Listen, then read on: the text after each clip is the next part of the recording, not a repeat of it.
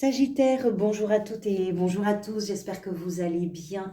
Tout d'abord, je vous remercie beaucoup pour votre présence pour cette nouvelle vidéo dans laquelle nous allons parler des énergies qui seront peut-être vos énergies si vous les reconnaissez bien sûr pour le mois de février 2023. J'espère que vous allez tous et toutes très très bien. Moi, je suis vraiment ravie de vous retrouver. Alors, ce tirage est très étonnant, on va voir ça bien sûr, mais très étonnant pourquoi? Parce que vous avez des énergies qui sont puissantes, qui sont lourdes, C'est marrant parce que plusieurs signes, j'ai eu des énergies soit à deux vitesses, soit des choses paradoxales, mais qui avancent vraiment ensemble. Et c'est un peu le cas pour vous aussi, parce qu'il y a des énergies voilà, où on voit que les choses avancent, on voit que vous construisez quelque chose qui vient d'abord peut-être de l'intérieur de vous, et en parallèle, avec ces énergies un peu lourdes, un peu conscientes et déterminées, eh bien, il y a beaucoup de légèreté. Et c'est très surprenant, c'est très agréable d'ailleurs, tant mieux. On va entrer dans le détail, bien sûr. D'abord, les arcanes majeures.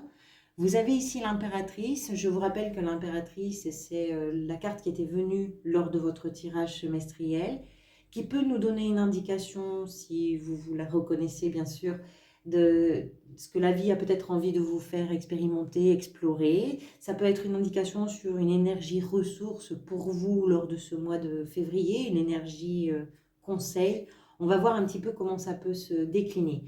Arcane majeur, vous avez la tour ici dans l'état d'esprit, le chariot dans ce que vous désirez le plus, l'empereur au cœur du tirage dans l'énergie qui pourrait venir vous aider, les amoureux dans la sphère professionnelle et en arcane majeur, c'est tout. Ensuite, des deniers, des bâtons, des coupes, pas d'épée pour vous non plus, décidément. J'ai eu plusieurs signes où les épées n'étaient pas présentes. Donc, pas d'épée. Alors, excusez-moi, je me levais de temps en temps parce que là, tout à l'heure, j'ai filmé cette vidéo et en fait, ça s'est coupé en plein milieu. Donc, je ne voudrais pas que ça recommence parce que je voudrais aller me reposer aussi. Alors, on va commencer par l'impératrice. L'impératrice, c'est une carte c'est une carte d'abondance, de fertilité, de fécondité. On le voit bien sur... je commence à fatiguer hein, si je perds les cartes. On voit bien sur cette représentation, elle porte en elle, l'impératrice, ce qui est essentiel, ce qui est vital, ce qui est en lien avec l'environnement, en lien avec le vivant. Elle a un lien particulier effectivement avec la nature, avec les éléments, avec tout le vivant sous toutes ses formes. Et pour elle, ça c'est essentiel. C'est une source d'inspiration, c'est une source également d'amour. Concrètement, ça veut dire quoi? Pour certains et certaines, l'impératrice peut effectivement représenter un projet, peut représenter un enfant, peut représenter une naissance. Quand je dis un enfant, ça peut être une naissance ou un désir d'enfant, c'est possible. Ça peut représenter une émotion, ça peut représenter un désir, un rêve, un souhait, quelque chose. C'est quelque chose qui pousse en vous, à l'intérieur de vous, qui vous rappelle aux choses essentielles pour vous, qui vous reconnecte aux choses essentielles pour vous et qui peut-être souhaite prendre corps et voir le jour à partir de février ou au mois de février. L'impératrice, c'est peut-être la vie qui vous pousse tout simplement à retourner au plus près de tout ce qui chez vous, en vous, provoque un sentiment d'amour au sens très large, que ce soit dans la sphère professionnelle, que ce soit personnelle, familiale, sentimentale, c'est pas le problème. Qu'est-ce qui vous reconnecte aux choses essentielles? Qu'est-ce qui vous reconnecte, vous, au vivant? Qu'est-ce qui vous fait que tout d'un coup, vous avez conscience que ce qui est important finalement, c'est déjà en vous, c'est quelque chose qui est en vous, mais c'est quelque chose en plus que vous avez envie de défendre.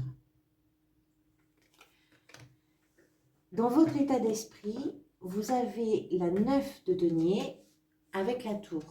Là, on est vraiment dans ce que je vous disais tout à l'heure, avec des énergies pas contradictoires et paradoxales, mais enfin, quand même, ça y ressemble.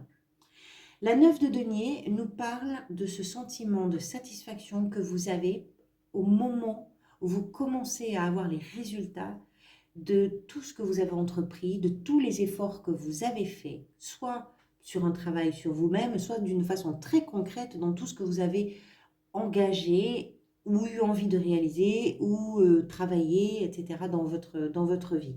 Les deniers, oui, représentent la matérialité, les finances, le travail, les biens, les possessions, etc. Mais ça représente ce qui a de la valeur.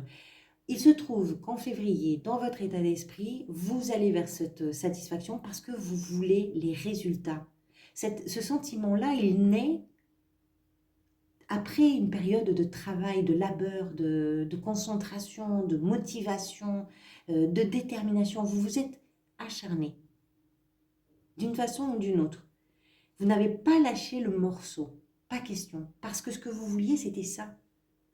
Et ça, c'est quelque chose d'encore plus satisfaisant parce que, quoi que ce soit que ça puisse représenter pour vous, il est question de votre indépendance et de votre autonomie en ce sens que ce que vous récoltez aujourd'hui, cette abondance-là, elle est consécutive à tout votre travail, à tous vos efforts. Personne n'a fait les choses à votre place. La tour qui accompagne, c'est une énergie très différente parce que la tour, l'image représente bien, on voit cette maison qui s'effondre complètement. Et ce personnage qui tient ça dans ses bras parce qu'elle accompagne ce changement. C'est un bouleversement, c'est une déstructuration, c'est un changement complet de quelque chose que vous connaissiez. Alors, on va reprendre ces trois-là. Qu'est-ce qui fait que en février, la vie vous rappelle aux choses essentielles? Ces choses essentielles, c'est quelque chose aussi peut-être que vous avez durement cherché, parce que vous avez durement travaillé pour retrouver justement ce qui est important pour vous. Et peut-être que ce qui est important pour vous et le plaisir que vous avez, c'est quelque chose qui va effectivement déstructurer. Là, ça va dépendre de vos situations personnelles et individuelles si ça vous parle. Soit le résultat satisfaisant pour vous, c'est justement de pouvoir mettre complètement par terre quelque chose qui pour vous ne tient plus du tout la route. C'est possible. C'est peut-être en ce sens-là que vous avez travaillé. C'était pour vous permettre de déstructurer complètement cette histoire-là. Alors, pour vous le permettre en sachant que quand la tour intervient, c'est aussi parce que ce qui était en place ne tient plus du tout. Ça peut être un coup de foudre. Peut-être que vous avez fait un gros travail sur vous d'indépendance, d'autonomie qui fait qu'il y a peut-être une rencontre. Pourquoi pas? Pourquoi pas? Vous avez le roi de bâton ici, vous avez, dans la sphère sentimentale, ça peut être une rencontre. Et il y a quelque chose de très heureux forcément. Alors une rencontre, ça peut chambouler effectivement complètement votre situation. Ça, c'est possible. Ça ne peut pas être le cas de tout le monde. Est-ce que ce sont deux choses très différentes? C'est-à-dire que d'un côté, vous êtes extrêmement bien dans ce que vous vivez parce que oui, vous êtes allé chercher les résultats. Hein, vous n'êtes pas resté dans l'arrière-boutique à finasser, pas du tout. Et qu'en parallèle de ça, quelque chose intervient, une information, une situation, quelque chose intervient de l'extérieur et vient complètement chambouler. Ça va vraiment, vraiment dépendre de vous. Je vais partir sur l'idée que c'est vous qui chamboulez complètement quelque chose. Je vais partir de là, d'une façon générale. Quoi qu'il en soit, parce que même si ça ne vient pas de vous, ça peut être une rencontre, c'est tout à fait différent, mais même si ça ne vient pas de vous, ce qui s'effondre complètement, c'est parce qu'il n'y avait plus de quoi tenir. La tour est également associée à des notions de soudaineté, parfois même de brutalité dans le changement, parce que ça intervient vite, c'est un peu, voilà, même si on s'y attend, on peut être surpris par la rapidité du bouleversement. Qu'est-ce qui a peut-être conduit, ou vous a peut-être conduite et conduit vers ça? C'est la 5 de bâton. La 5 de bâton, c'est une carte qui nous parle. Alors, comme toutes les 5 d'une instabilité, d'une forme de tension, la 5 de bâton nous explique que quand on a envie ou besoin de se faire entendre, ça sert à rien d'essayer d'écraser les gens à côté, les gens en face, la concurrence, les arguments contraires, etc. À l'intérieur de soi déjà, quand on est dans des discussions complètement stériles avec soi-même, parce que rien n'émerge. C'est derrière vous. Alors ça peut être une concurrence effectivement, ça peut être aussi des personnes avec lesquelles vous avez été dans des discussions où personne n'arrive à se comprendre tout simplement parce que personne n'arrive à s'écouter. Effectivement, c'est une carte qui n'a pas grand-chose d'intéressant à proposer parce que, comme les 5 d'une façon générale, si on ne fait pas un effort ou un travail pour aller chercher au-delà, ça reste stérile. On ne se comprend pas, on ne s'entend pas, on ne parle pas la même chose. Et ce qu'on veut, c'est se faire entendre soi. C'est pas écouter les autres, c'est que les autres nous écoutent nous. Ça, c'est quand même derrière vous. Ça veut dire que probablement, si ça vous concerne, si vous vous reconnaissez dans ces énergies-là, avant d'arriver à cette satisfaction, avant d'arriver à vouloir donner corps à quelque chose là qui vous porte depuis l'intérieur et puis à ce changement, vous êtes passé par une période un peu de chamaillerie, de dispute, d'incompréhension, de non-écoute. Mais même à l'intérieur de vous, hein, ce n'est pas forcément par rapport à des gens. Hein. Ça peut être à l'intérieur de vous. Mais c'est derrière vous. Ce que vous voudriez, vous, c'est l'énergie du chariot. Alors le chariot nous indique que ce que vous voulez, c'est que les choses bougent et que les choses avancent. Le chariot, c'est pas que ça. C'est également... on va en reparler, mais c'est également l'idée de s'avancer vers des territoires qui nous sont inconnus. Donc ça peut être concret, hein. Je déménage, je change de ville, je change de maison, j'ai une mutation, je pars à l'étranger, etc. Ça peut être également quelque chose de plus intérieur. C'est-à-dire que dans la mesure où quelque chose est complètement déstructuré dans votre vie, ça vous demande, mais vous en avez envie surtout, vous avez envie à partir de là de vous avancer dans des choses que vous ne connaissez peut-être pas encore très bien. Le chariot nous explique aussi, nous parle aussi, dans ce que vous voulez, d'arriver à harmoniser et à vous aligner. Parce que quand le chariot, c'est une énergie bien sûr de triomphe, de réussite, c'est savoir ce qu'on veut, définir ses objectifs, quel que soit le domaine, définir ses objectifs et à partir de ces objectifs, être capable de prendre la bonne direction. Mais en réalité, c'est une seule direction. Ici, c'est un escargot qui est représenté. Ces deux cornes, il va falloir les faire regarder dans la même direction parce que sinon, l'escargot, il va pas savoir où il va. Et c'est vous le chauffeur, c'est vous la conductrice. Donc, ça veut dire qu'il va falloir que pour vous, les choses soient claires, qu'il va falloir que vous soyez en accord avec ce qui est important pour vous, ce qui vous semble vraiment essentiel, être en accord avec la direction que vous prenez, parce que quand on part de quelque chose qui n'est plus, qui s'est mis en miettes tout seul comme ça, sur lui-même, ben, il faut savoir, mais vous êtes dans cette dynamique. Il y a une énergie très puissante dans votre tirage, de dynamique, on y va. Et je vous sens très solide. L'énergie qui pourrait, pardonnez-moi, venir vous aider, c'est celle de l'empereur. Je vérifie si ça tourne toujours, oui. L'empereur qui représente la rigueur, qui représente, là aussi c'est une énergie puissante qui s'impose. L'empereur est conscient de ses responsabilités parce qu'il est empereur. C'est-à-dire qu'il a bâti un empire.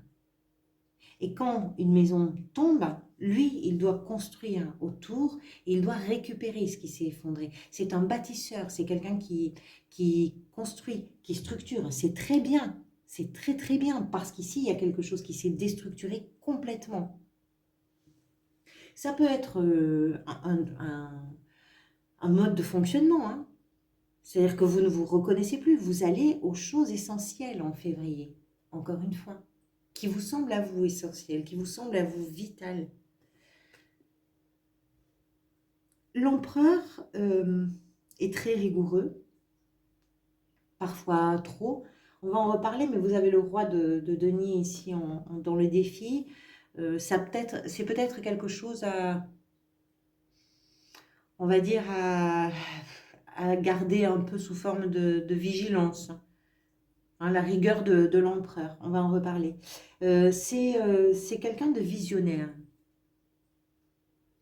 Alors, l'énergie qui vient vous aider, c'est que vous avez cette puissance, cette force, vous avez cette conscience des choses.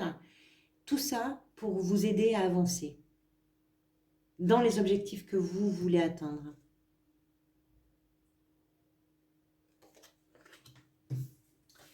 Votre défi, le roi de denier. Le roi de denier représente la stabilité, l'abondance, lui aussi, au même titre que cette impératrice, mais exactement comme plein d'autres cartes.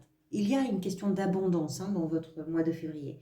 C'est une stabilité, c'est une discipline aussi. Vous l'avez en défi, ce roi, le revers de ce roi, l'autre côté, c'est qu'il peut être un peu trop autoritaire et contrôlant, et particulièrement parce qu'il a un attachement souvent aux choses matérielles.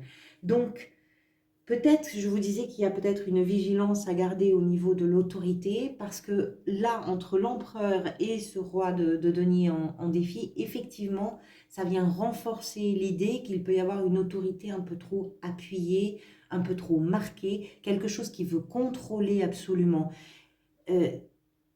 C'est bien de contrôler, c'est pas le problème. Et puis, c'est pas un jugement en plus. Mais là, je dirais que dans ce jeu, ce qui est suggéré, c'est quand même profiter. Et qu'est-ce qui est important? Qu'est-ce qui est essentiel?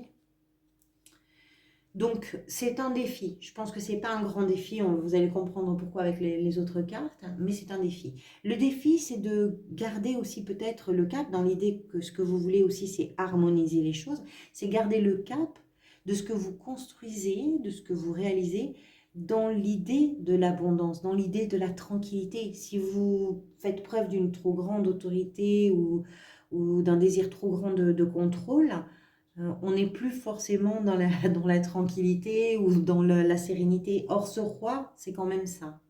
Mais ça peut se jouer sous forme de défi pour vous en février. Votre sphère professionnelle, vous avez les amoureux. Les amoureux vont, à mon avis, représenter les hésitations que vous pouvez peut-être avoir parce que vous avez envie que les choses bougent, parce que vous avez envie d'avancer, parce que vous avez vraiment envie d'aller vers... Vous savez vers quoi vous avez envie d'aller, y compris professionnellement. Peut-être que la difficulté pour vous, c'est d'aller vers ce qui est important, quelle que soit votre situation. Je pense que la vie vraiment en février vous fait vous questionner sur qu'est-ce qui est important pour vous. Que vous soyez à la recherche d'un emploi, que vous soyez en activité ou que ce soit quelque chose que l'on retrouve dans votre gestion du quotidien, peu importe la situation.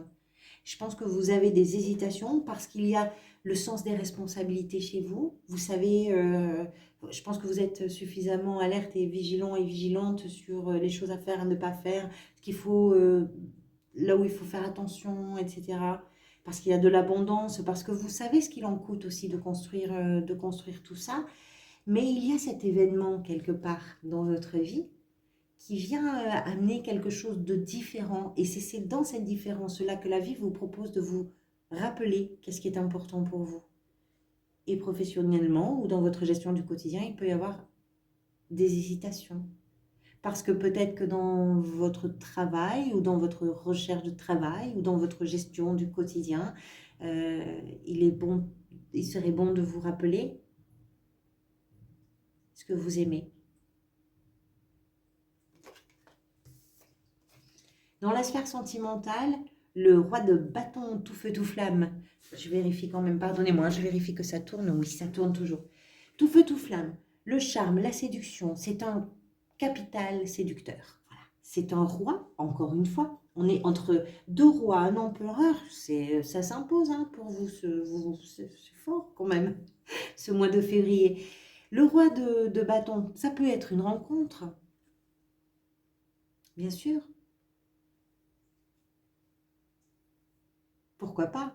Avec quelqu'un qui a beaucoup de charme, beaucoup de sensualité, qui sait parler, qui est brillant, qui aime prendre la lumière des projecteurs. C'est quelqu'un qui ose, qui aime se montrer. Et ça peut être aussi, si ce n'est pas une rencontre, ça peut être aussi votre énergie à vous. C'est-à-dire que ce que vous allez chercher, ce que vous allez creuser dans vos relations, d'une façon générale, amoureuse, familiale, amicale, c'est la sincérité.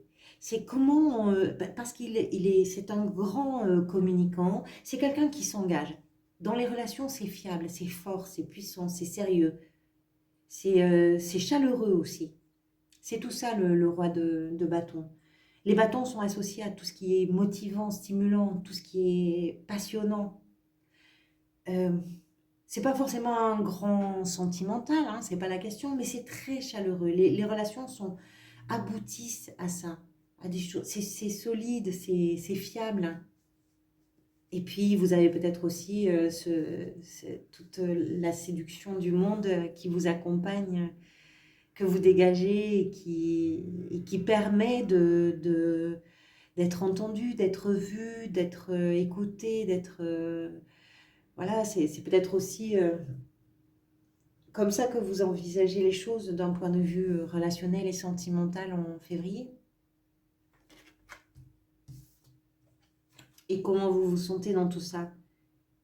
Très léger, très joyeux et joyeuse. C'est bien, c'est la 3 de coupe qui nous parle de cette... C'est une carte de légèreté, quelque chose que l'on partage, ces moments que l'on va aimer partager avec les gens qu'on aime, qui nous soutiennent et qui nous aiment et que l'on soutient également. Il y a beaucoup de complicité, beaucoup de moments légers, des occasions de se retrouver. Et ça vous rend heureuse et heureux. C'est bien, vous êtes bien dans votre environnement, vous êtes bien avec les gens qui font votre noyau, vous êtes bien dans ce que vous vivez. Cette tour, je ne suis pas très inquiète hein, quand je vois cette 3 de coupe. Même si je sais que la tour, dans ses côtés aspects positifs, elle remue les choses. Hein. C'est pas négatif forcément, mais ça remue plein de choses. Ça ne pose aucun problème pour vous. Et enfin, à la fin du mois, vous avez la 10 de bâton qui nous explique que sans doute vous êtes en train de terminer un cycle dans lequel vous êtes sacrément engagé, sacrément investi, hein, de roi, l'empereur, hein, je vous rappelle, le chariot. Bon, on sent bien que vous êtes déterminé. Et puis, avec ces rois et cet empereur, je vous disais que vous aviez la conscience de vos responsabilités. C'est ça la 10 de bâton. C'est que vous allez porter vos responsabilités jusqu'au bout.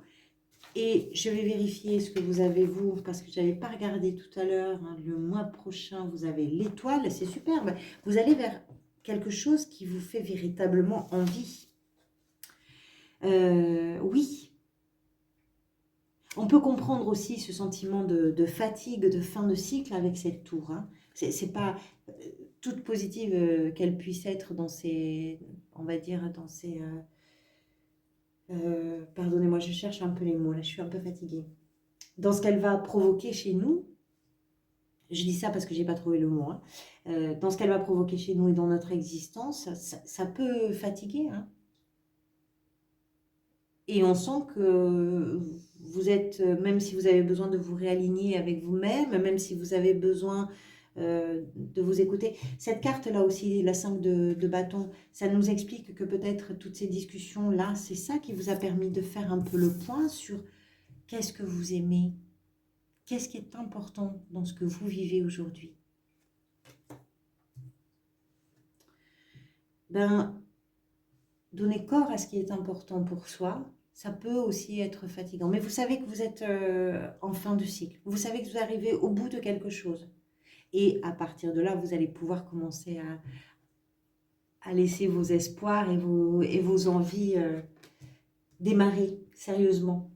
Voilà pour vous, amis Sagittaires. Merci beaucoup pour votre présence. Merci beaucoup pour vos engagements, pour vos j'aime, pour vos abonnements, pour vos partages, pour vos commentaires. De tout mon cœur, merci pour tout ça. Je vous retrouve bientôt. Je ne vais pas dire quand, parce que quand je dis quand, en général, je n'arrive pas à m'y tenir. Donc, je ne dis pas. Je vous retrouve très bientôt pour des vidéos. En attendant, prenez soin de vous et merci pour tout. À bientôt.